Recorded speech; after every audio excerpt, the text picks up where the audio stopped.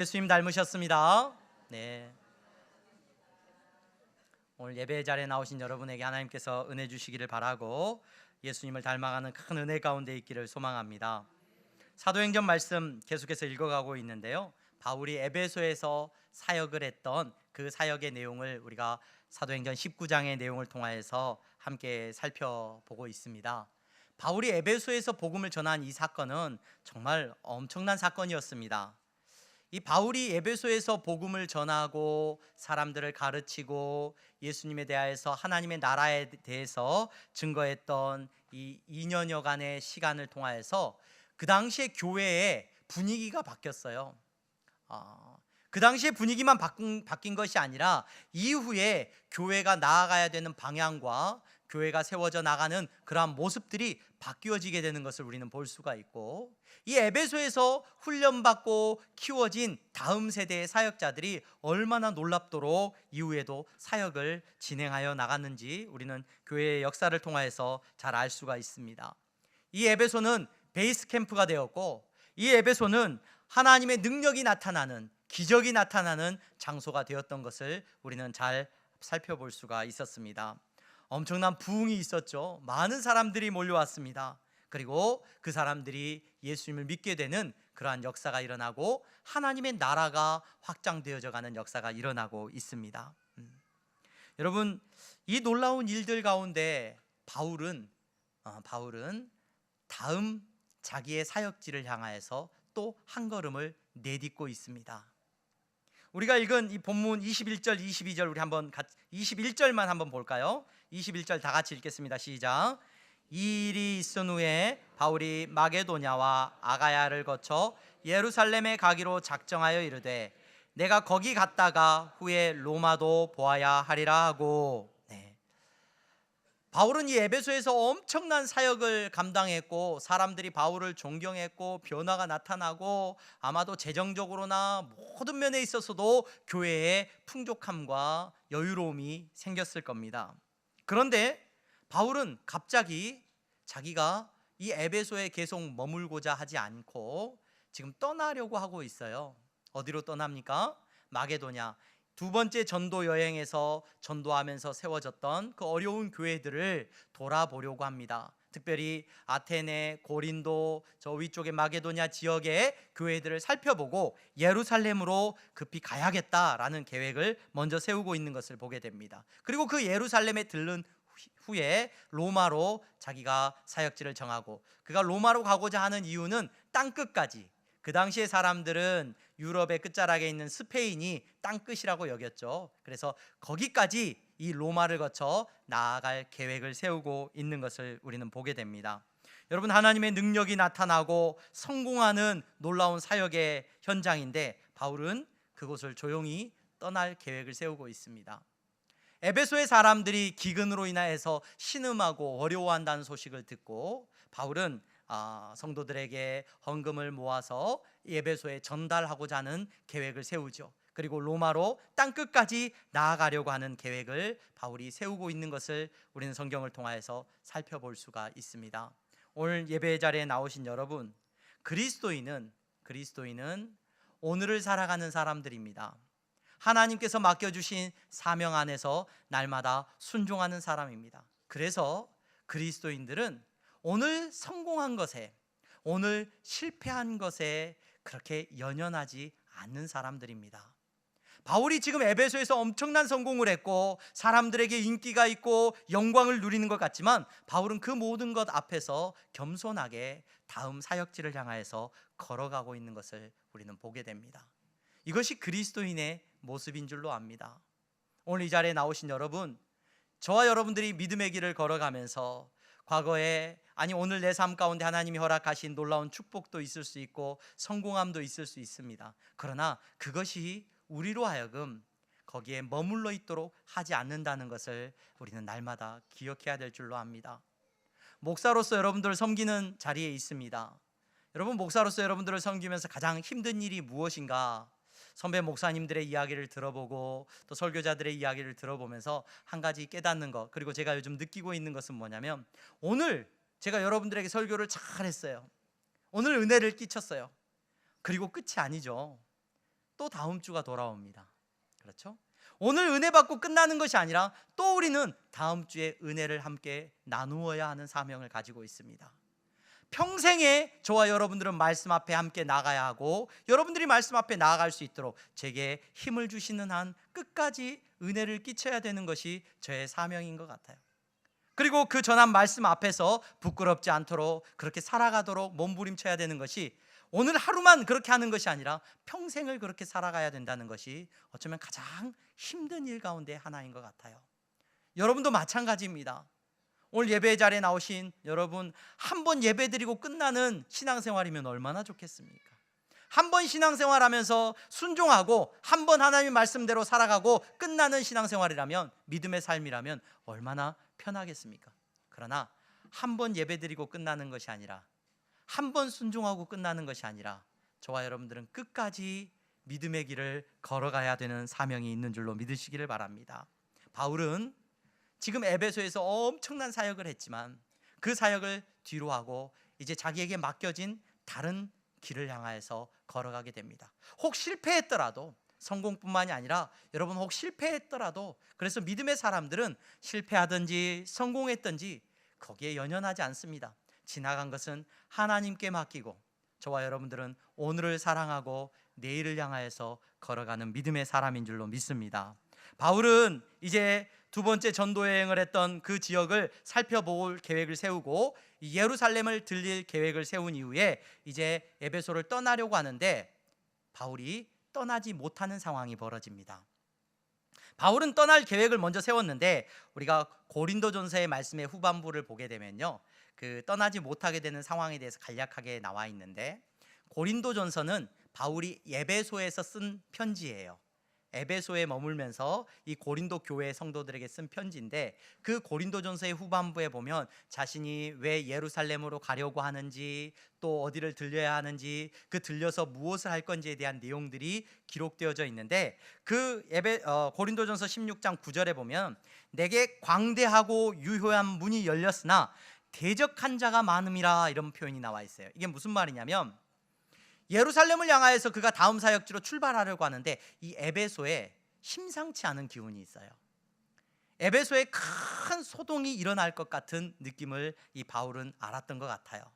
그래서 그 소동을 해결하고 교회를 지키고 그곳에서 예수님을 믿고 따르는 믿음의 사람들을 보호하고 난 이후에 바울은 이 에베소를 떠나야겠다라는 계획을 세웠던 것 같아요. 그래서 당장에 떠나지 못하고 우리가 읽은 본문에 보면은 디모데와 에라스도라고 하는 바울의 동역자 두 사람을 이 유럽으로 자기가 가려고 하는 길에 먼저 보냅니다. 마게도냐 지역으로 먼저 보내고 이 에베소에 바울은 홀로 다른 제자들과 함께, 에베소에 사는 제자들과 함께 머물러 있습니다. 그리고 그곳에서 어떤 일이 일어납니까? 오늘 우리가 읽은 본문, 길게 본문을 읽었는데요, 그 본문에 일어난 사건이 이러한 사건입니다. 사람들 사이에 소란이 일어났어요. 분위기가 좋지 않아요. 어떤 분위기입니까? 이 에베소라고 하는 지역에 사는 많은 사람들이 아르테미스 신전, 우리가 지난주에 잠깐 이야기를 나누었던 아데미 신전이라고 나와 있는 이 아르테미스 신전, 정말 어마어마한 규모를 자랑하고 불가사의한 일로 알려진 그 건축물을 의지해서 살아가는 많은 사람들이 이 에베소에 있었어요. 에베소의 인구가 약 25만 명 정도 되는 걸로 추산되는데, 그 에베소의 인구 가운데 3천 명 정도가 그 신전 안에서 사는 여사제들이에요. 3천 명이. 그리고 그 신전에서 일하는 신전의 노예들은 숫자도 가늠할 수 없을 정도의 많은 사람들이 그 신전의 노예로 살고 있었고, 말씀드렸듯이 3월달 4월달이 되면은 이 신전에서 축제가 벌어지는데 곳곳에서 사람들이 몰려와서 그 축제에 참여하고, 그 에베소라고 하는 도시는 이 아르테미스 신전으로 인하여서 먹고 사는 사람들이 정말 많았던 것 같아요. 오늘날에도 여러분들이 이스라엘이나 예루살렘을 여행하게 되면, 특별히 예루살렘을 여행하게 되면은 예루살렘에 사는 유대인들이나 이스라엘 사람들은 기독교인들을 원래 안 좋아해요. 유대인들은 기독교인을 안 좋아하죠. 그래서 십자가도 극도로 싫어하고요. 크리스마스가 없습니다. 이스라엘은 크리스마스라고 하는 절기가 없어요. 물론 크리스마스란 절기가 기독교인들에게는 지켜지지만 유대인들은 크리스마스를 지키지 않아요. 그들은 하누카라는 절기를 지키는데 그만큼 싫어하는데 그 이스라엘 사람들이, 여러분, 예루살렘에 사는 그 많은 사람들이 누구 때문에 먹고 사는 줄 아세요? 기독교인들 때문에 먹고 살아요. 왜요? 그 기독교인들이 성지순례를 하기 위해서 방문하고 예루살렘을 방문해 가지고 그 예루살렘에 숙박하고 예루살렘에 쓰는 돈으로 어쩌면 예루살렘에 많은 사람들이 거기에 기대어서 살아가고 있어요. 곳곳에 가면 이곳에 예수님께서 뭐 넘어지셨던 곳입니다. 이곳에 예수님이 누우셨던 곳입니다. 뭐 요단강물 퍼다가 이곳에 요단강물도 팔아요, 여러분. 파가지고 이거 성수입니다. 막 해가지고 팔고. 그 사람들은 예수님 믿지도 않고 예수님 미워하면서 그런 걸로 장사하면서 살고 있죠. 여러분, 마치 그런 것처럼 이 아르테미스 신전 주변에는 그 신전에 깃대어서 살아가는 수없이 많은 사람들이 있었는데 그 가운데서 어떤 사장님들이 등장하냐면 그 가운데서 그 아르테미스 신의 형상을 만들어서 조각품을 만들어서 파는 사람들이 있어요. 그 당시에 은으로 만들었던 것 같아요. 그래서 귀한 기공품을 만들어 가지고 이것을 마치 신처럼 사람들이 모시고 사간단 말이에요. 그래서 그 조각품을 만들어서 유통하고 팔았던 사장님이 계시는데 그 사장님이 바울의 이야기에 굉장히 거슬렸어요. 왜 거슬렸냐? 바울이 뭐라고 말을 했냐? 26절 말씀입니다. 우리 26절 말씀 다 같이 읽어보겠습니다. 시작. 수많은 사람을 권유하여 말하되 사람의 손으로 만든 것들은 신이 아니라 하니 이니 그대들도 보고 들은 것이라. 사람들이 손으로 만든 조각품을 신으로 여기는 사람들을 향해서 그들의 신앙이 잘못된 것이라고 바울이 지적하면서 설교를 하고 있다는 거예요. 물론 바울은 그러한 메시지를 가지고 사람들에게 폭력을 행사하거나 그 신앙을 가지고 있는 사람들에게 어떤 물리적인 행사를 하거나 어떤 그러한 일을 한 사람이 아닙니다. 만약에 기독교가 그러한 일을 행했다면, 그러한 일을 행한다면 반드시 반성해야 하고 잘못된 모습이죠. 여러분, 오늘 바울은 그들에게 가르치면서 이것이 옳지 않음에 대해서 분명히 선포하고 있는 거예요. 교회의 사명은 거기에 있습니다. 그리스도인의 사명은 거기에 있습니다. 세상을 향하여서 옳은 것과 그렇지 않은 것에 대해서 바르게 말할 수 있어야 할 줄로 믿습니다. 어떤 사람들은 교회가 독단적이야. 야, 교회만 구원이 있냐? 여기도 구원이 있고 다른 것에도 구원이 있고 다른 것도 다 존중해야지. 여러분, 기독교인은, 그리스도인은 진리가 하나임을 믿는 사람들이에요. 물론 다른 것을 믿고 있는 사람들을 향해서 말씀드렸다시피 폭력을 행사하거나 어떤 강압적인 행동을 한다거나 그것은 우리가 할 수 없는 일이고 해서도 안 되는 일인 줄로 압니다. 하지만 옳지 않은 것에 대해서 그리스도인들은 옳지 않다라고 말할 수 있어야 될 줄로 믿습니다.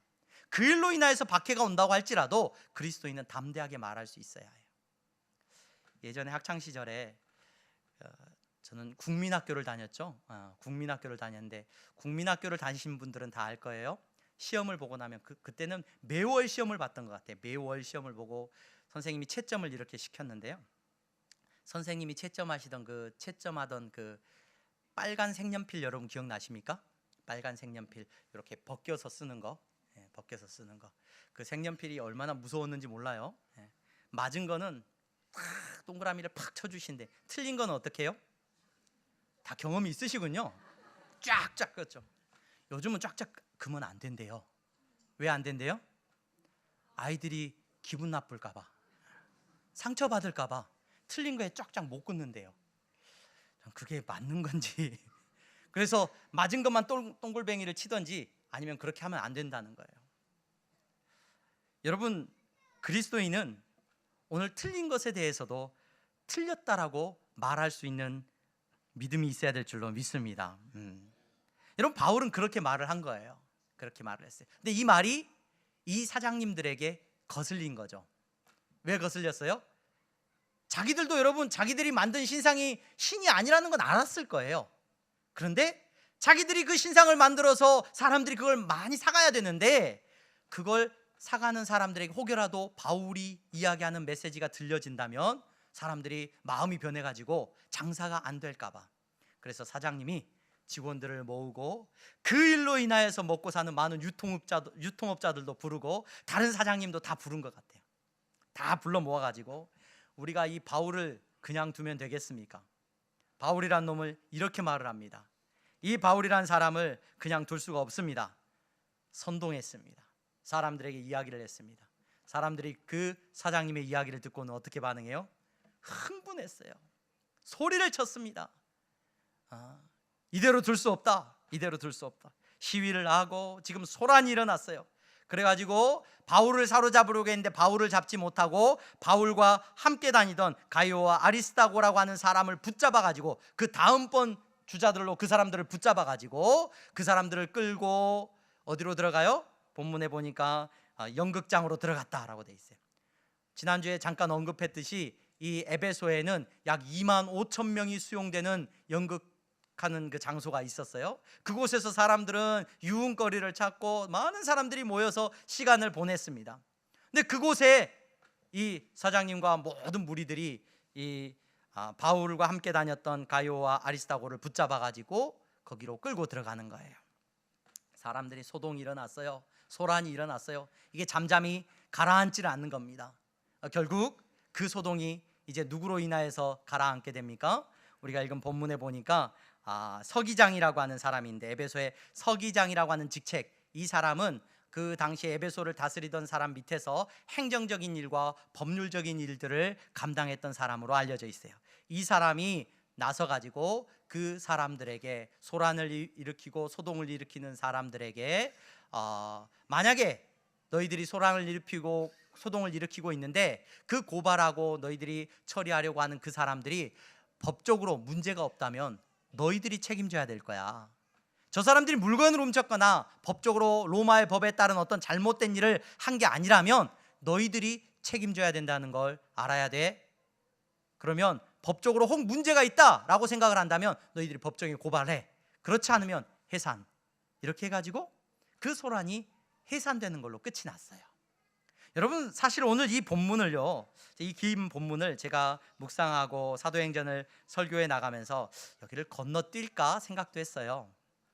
이 본문을 그냥 바울이 에베소에서 사역을 하다가 이렇게 해서 이 사역 이후에 이제 다른 지역으로 이동을 해서 복음을 전하게 됩니다라고 하고, 이 소동이 일어난 사건에 대해서 여러분들에게 언급을 할까 말까 고민을 많이 했어요. 왜 고민을 했냐면, 여러분, 오늘날 우리 자유민주주의 대한민국에 살면서 여러분 예수 믿는 일로 인하여서 여러분들이 소란의 한 가운데에 서시는 분들은 없을 거예요. 여러분들이 끌려가 가지고 어디 가가지고 이 사람이 예수 믿어요, 이 사람 때문에 우리가 어떻게 할 수가 없어요, 그래서 이 사람에 대해서 처리를 좀 해주기를 바랍니다 라고 그런 일을 경험하는 분은 없을 거예요. 가끔 선교지에서 그런 어려운 가운데 있는 선교사님들의 이야기를 듣기는 합니다. 근데 오히려 오늘날 이렇게 소란을 피우고 시위를 하는 분들은 오히려 교회 다니는 분들이 더 시위를 많이 하는 것 같아요. 네. 그래서 여러분, 이 본문의 사건을 보면서 나와는 상관없는 이야기인 것 같고, 이 소동이 일어나는 것을 보면서 예수 믿지 않는 사람들, 저 믿지 못하는 저 나쁜 사람들이 이런 소란을 일으키고 나쁜 일을 했구나 라고 하는 정도로 혹 끝날까 봐 이 본문을 통하여서 여러분들하고 그냥 나누지 않고 넘어가는 게 어떻겠나 이런 생각을 했는데, 이 본문을 넘어가기에는 본문의 내용이 오늘 길잖아요. 긴 본문을 계속해서 읽으면서 저는 이 본문에 일어나고 있는 이 소동과 소란이 바깥에서 일어나는 소동과 소란이 아니라 지금 내 안에서도 이런 소동이 일어나고 있구나라는 생각이 들었습니다. 이게 무슨 말입니까, 여러분?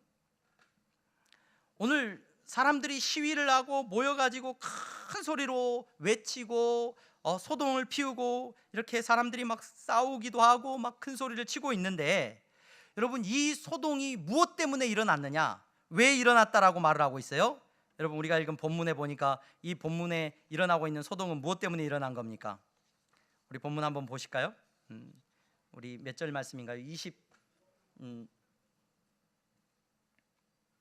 우리 26절입니까? 예, 죄송합니다. 예, 죄송합니다. 23절입니다. 우리 23절 다 같이 읽겠습니다. 23절 다 같이 읽습니다. 시작. 이 도로 말미암아 적지 않은 소동이 있었으니. 이게 무슨 말이에요? 이 사람들 사이에 소동이 일어나고 있는데 왜 소동이 일어났다고요? 이 도로 말미암아 소동이 일어났다는 거예요. 이 도가 뭡니까? 이 도가 뭐예요? 이 도는 길이잖아요. 길도자예요. 똑같이 호로스라는 단어예요. 뭐 히브리어로는 데레크라는 표현인데 우리가 신앙생활하면서 이 길이라는 단어를 굉장히 자주 발견해요. 그래서 이 길이라는 단어를 도라는 표현으로 이렇게 설명을 해놨는데, 이 도가 들려졌을 때 곧 이 사람들에게 들려진 길은 뭐냐면, 도는 뭐냐면 예수 그리스도의 길이에요. 예수님의 길이 그들에게 전해졌을 때 그들 안에 소란이 일어나고 소동이 일어났단 말이에요. 여러분, 저와 여러분들이 신앙생활하고 있는데 세상에서 예수님의 길 때문에 소동이 일어나는 것, 여러분 우리 보기 힘들어요. 찾기 힘들어요. 그런데 여러분, 예수 그리스도의 길이 나에게 들려졌을 때 내 안에 소동이 일어나는 것을 우리는 경험하더라는 거예요. 다시 말씀을 드리겠습니다. 후광효과라는 게 있어요. 심리학에서 후광효과라는 게 있는데, 제가 처음 그 학부에서 그 교양 수업 시간에 심리학 수업을 들을 때 그때 교수님은 인상의 후광효과라는 걸 이렇게 가르쳐 주셨어요. 인상의 후광효과라는 게 뭐냐면, 여러분, 잘생긴 사람하고 아주 못생긴 사람이 있어요. 그 두 사람이 딱인데 누가 착한 사람처럼 보여요? 누가 착한 사람처럼 보여요? 그렇죠. 감사합니다. 솔직하게 말해 주셔서. 제가 최근에 어제 한 교회 소식을 들었는데, 유명한 교회예요. 그 교회 목사님이 은퇴를 하시는데, 원로 목사님이 되시는데, 그 목사님이 키도 작고 좀 못생기셨대요. 후임 목사님을 뽑는 선거가 이루어졌는데, 후임 목사님은 성도들이 누구를 뽑았겠어요? 우리도 키 크고 잘생긴 목사님하고 신앙생활 한번 해보고 싶다 그래서 투표를 했는데 무조건 키 크고 잘생긴 목사님이 몰표를 받았답니다. 후광효과라는 게 있어요, 여러분. 후광효과라는 게. 그게 뭐예요? 저 사람이 잘생기면, 저 사람이 이게 좋아 보이면 뭐도 좋아 보여? 그 사람의 성격도 좋아 보이고 뭐도 좋아 보이고 다 좋아 보이대요. 그렇죠? 연예인들을 바라보면서 우리 어떤 생각을 갖습니까? 야, 저 연예인은 정말 착할 것 같아. 잘생기고 막 배역도 좋은 배역 맡아가지고 막 연기하면은 그 사람에 대해서 어떤 생각을 가지게 돼요? 야, 저 사람은 정말 착한 사람 같아, 좋은 사람 같아 라고 생각을 합니다. 그러다가 그 연예인이 갑자기 내가 생각할 수 없는 뭐 나쁜 짓을 했다는 소식을 들으면 뭐라 그래? 사람들은 막 흥분하고 화를 내고 어떻게 그럴 수 있냐라는 이야기를 하게 됩니다. 사람들은 이것이 좋으면 다 좋을 거라고 생각을 한다는 거예요. 하나가 좋으면 그렇게 딱 저 사람이 이게 좋은 사람이야 라고 보면은 그 다음에 모든 것들도 다 좋게 여기는 그런 마음이 있어요. 그래서 여러분, 누군가가 뭐 이렇게 이중적인 모습을 보이면 엄청 힘들어하죠. 엄청 힘들어요. 여러분들이 목사인 저를 바라보면서 일주일에 한 번 보면서 목사님은 강단에서 설교하는 모습, 이렇게 예배드리는 모습을 보잖아요. 그러면 목사님은 착한 사람인갑다. 우리 중학생들이 그렇게 생각을 해요. 저희 딸들은 저를 착한 사람이라고 생각할까요? 그렇지 않은 것 같아요. 근데 만약 목사가 목사님에 대해서 이런 생각을 갖고 있었는데 목사님이 인간적인 모습을 보인다, 그러면 실망했다, 그럴 줄은 몰랐다. 여러분, 그럴 줄 모른 게 아니라 여러분들은 몰랐던 것 뿐이에요. 그렇죠? 유명한 노래가 있지 않습니까? 제가 어제 설교를 준비하면서 이 노래가 생각이 나가지고 한참 동안 그 노래를 찾아서 들었어요. 가시나무라는 노래가 있어요. 시인과 촌장의 그 하덕규 씨가 자기의 신앙적인 고백을 통해서 부른 노래죠. 나중에 또 다른 가수가 이렇게 리메이크해서 흥행하기도 했는데, 그 가사의 딱 첫 구절이 뭐예요? 내 속엔 내가 너무도 많아. 목사님이 믿음이 없으셔서 그래요. 아니, 믿음이 있으면 겉모습이나 속모습이나 똑같죠. 예수 그리스도를 믿는 믿음에서 흔들리지 않아야죠. 과연 그렇습니까, 여러분? 우리의 모범이신 예수님이 하신 그 기도가 저는 얼마나 위로가 됐는지 몰라요. 예수님이 겟세마네 동산에서 이렇게 기도하셨어요. 내 아버지여, 만일 할만하시거든 이 잔을 내게서 지나가게 하옵소서. 이건 무슨 기도예요, 여러분? 이거 괜찮다는 거예요? 아니면 어렵고 힘들다는 거예요? 힘들다는 거예요. 내 안에 갈등이 있다는 거예요. 바울은 어때요? 바울은 믿음의 사람이니까 흔들림이 없었을 거야. 로마서 7장에 보면은 내가 원하는 바 선은 행하지 아니하고 도리어 원하지 아니하는 바 악을 행하는도다. 오라 나는 공고한 사람이로다. 이 사망의 몸에서 누가 나를 건져내랴. 이것이 바울의 고백이에요. 여러분, 우리는 어떻습니까? 예수 그리스도를 믿는 믿음의 사람으로서 오늘 예배의 자리에 나오신 여러분, 예수님의 길이 여러분들에게 들려졌을 때, 아, 나는 주저함 없이 예수님의 길을 갈등 없이 걸어가는 사람이야. 저는 그런 분을 한 분도 본 적이 없어요. 예수님의 길 앞에서 누구나 주저합니다. 누구나 두려워합니다. 소동이 일어납니다. 갈등이 일어납니다. 왜인 줄 아세요? 여러분, 오늘 이 사람들의 갈등이 일어나고 소동이 일어나는 이유를 살펴보시기를 바랍니다. 이 사람들이 왜 소동을 일으켰습니까? 그들이 예수님의 길에 대해서 들었어요. 예수님의 길은 하나님께 예배하는 것이고 하나님만 섬기는 것이라고 말을 했어요. 그 길이 들려졌을 때 이 사람들은 두려웠어요. 왜 두려워요? 자기들의 생업이 없어질까 두려워했어요. 자기들의 돈벌이가 줄어들까 두려워했어요. 다른 사람들이 자기들의 우상을 사주지 않을까, 자기들의 조각품을 사주지 않을까 두려워했다는 거예요. 우상의 본질은 자기 사랑이죠. 자기를 위해서 존재하는 것뿐이에요. 이 조각품을 만들어가지고 정말 아르테미스 신을 섬기는 것이 아니라 자기들의 돈벌이가 없어질 것을 걱정했다는 거예요. 이것 때문에 그들은 예수님의 길 앞에서 주저하고 있어요. 오늘 여러분, 우리가 왜 주저하고 두려워하고 있습니까? 예수님을 따라가는 그 길 가운데서 우리 주저해요. 예수님을 섬기며 예배의 자리에 나온 여러분들에게 복음의 길이 제시되었을 때 주저해요. 이 길 걸어가면 손해보는 거 아니야? 이 길 때문에 나 힘들어지는 거 아니야? 내 자녀 교회 보낸다고 공부 안 시키는 거 아니야? 못 시키는 거 아니야? 좋은 대학 못 가는 거 아니야? 내 인생이 성공해야 되는데 교회 다니는 이 일 때문에 내가 실패하는 거 아닌가? 여러분, 그러한 두려움이 찾아오기 때문에 여러분, 예수님의 길이 여러분들에게 비춰지면 당연히 우리는 갈등이에요. 내 안에 소동이 일어나요. 오늘 타라코스라는 단어, 소동이 일어나고 소란이 일어났다라고 말을 해요. 동요가 일어납니다. 괴로움이 찾아옵니다. 두려움이 찾아와요. 환란이 찾아옵니다. 돈 벌고 성공하고 내가 행복해지는 것이 중요한데 예수님을 믿는 이 복음은 나로 하여금 손해보게 만들 것이라는 두려움이 찾아오기 때문에 그렇습니다. 여러분, 길거리에서 몇천 명, 몇만 명이 모여서 이렇게 시위하고 싸우는 것이 요란스러운 것이 아니라 여러분, 어쩌면 복음은 내 안에서부터 출발하는 것 같아요. 이 안에서 순종하는 사람과 순종하지 못하는 사람의 모습부터 여러분, 복음은 시작하고 있어요. 오늘 이 자리에 오신 여러분, 여러분들에게는 어떤 평안함이 있습니까? 아, 나는 그런 거 없는데요. 그런 분은 아마 두세 종류의 사람일 거예요. 어떤 분들은 그냥 관심이 없는 거죠. 그 복음에 듣지 않는, 마음으로 듣지 않는 사람들에게는 전혀 갈등이 없을 거예요. 어떤 분은 듣고 과감하게 포기하는 분이에요. 나는 그 정도 아니야. 나는 그 정도 신앙생활 하는 거 아니야. 나는 적당하게 종교생활하는 사람이거든. 그러니까 예수님의 길, 그런 건 난 잘 모르겠고 그냥 내가 가는 이 길대로 평상시대로 살아갈 거야. 그런 분들에게는 요동치는 일이 없을지도 몰라요. 하지만 복음이 진짜 그 심령 가운데 들려지는 사람이라면 소동이 일어날 거예요. 여러분, 소동이 일어나서 사람들은 가이오와 아리스다고를 잡아갔습니다. 소동이 일어나서 바울을 잡으려고 했는데 그 다음, 여러분, 이 세상에 이 두려움 가운데 사로잡힌 사람들은 블랙리스트 만들기를 좋아하거든요. 블랙리스트.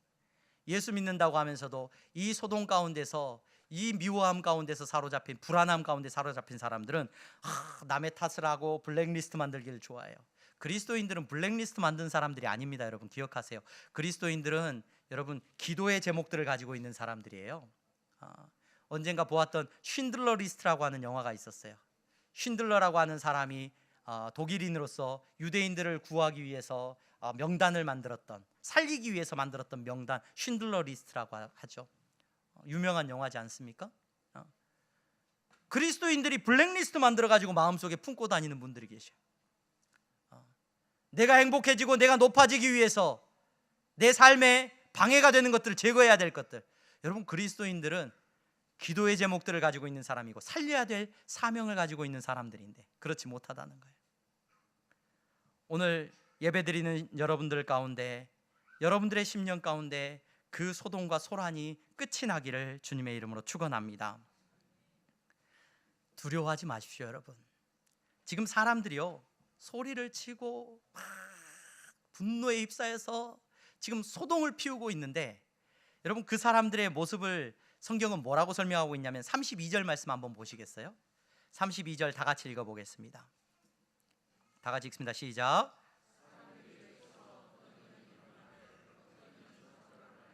모인 무리가 분란하여 태반이나 어찌하여 모였는지 알지 못하더라. 사람들이 모여서 막 이렇게 해야 돼, 자녀는 이렇게 키워야 되고 돈은 이렇게 모아야 되고 주식 투자를 해야 되고 어떻게 집을 사야 되고, 사람들이 다 거기로 몰려가는 것 같단 말이에요. 어떤 사람은 이런 말을 하고 어떤 사람은 이런 말을 하고 있다는 거예요. 근데 오늘 본문에서 뭐라고 말해요? 그 사람들이 무슨 말하고 있는지도 몰라요. 자기들이 왜 소리치고 있는지도 모르더라는 거예요.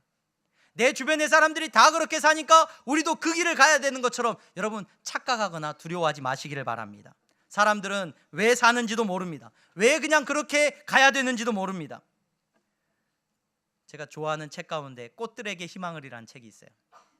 어린 시절 한 번쯤은 꼭 읽어보셨을 거예요. 꽃들에게 희망을이라는 책에 보면은 애벌레들이 모여가지고 탑을 쌓고 있어요. 왜 쌓는지도 몰라요.